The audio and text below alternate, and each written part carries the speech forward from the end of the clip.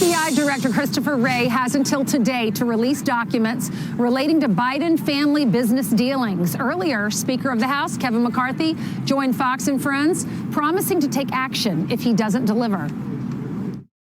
If he misses the deadline today, I am prepared to move contempt charges in Congress against him. I told him he could redact certain parts of that, names and others, so we wouldn't know methods, but we have a right to see it. He does not have the right to choose what he can and cannot show us. We oversee the FBI, and if he thinks differently, he will soon. FBI Director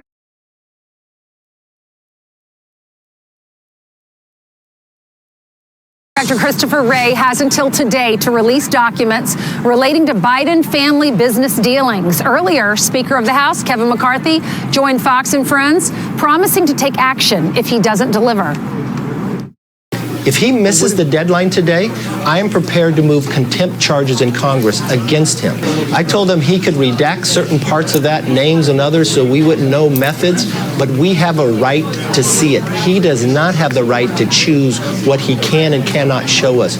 We oversee the FBI, and if he thinks differently, he will soon see a contempt charge in Congress against the director. There is enough problems in the FBI, and I am not going to sit back and allow him to ignore this.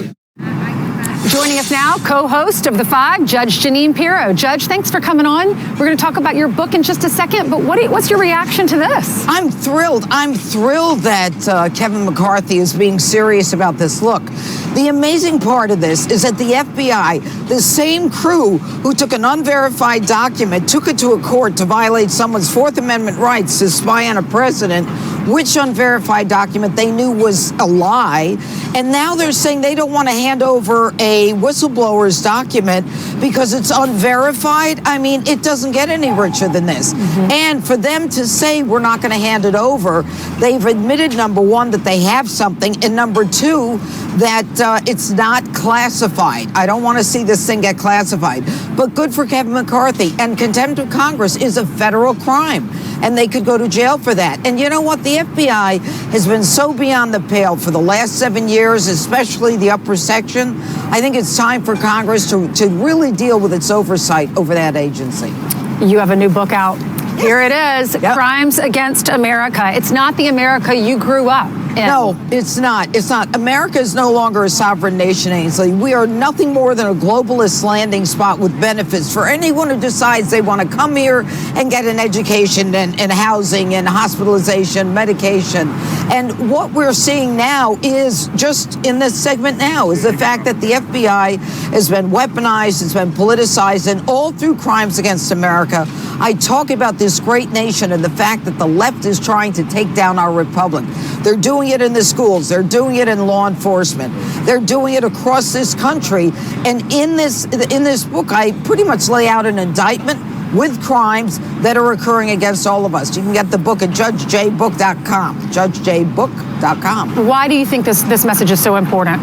I think it's important for people to recognize that the greatest nation on earth is literally being taken down by people who hate this country, the people who want to make America last, the people who don't care about the weaponization of agencies, don't care that your kids are being taught about transgender and CRT in schools. And but for COVID, Ainsley, we would never have known about any of this. That the unions are controlling whether or not our kids go to school while they're in school in Russia and China studying quantum physics. Our kids are home and suffering from all of the effects of the unions not allowing the schools to reopen.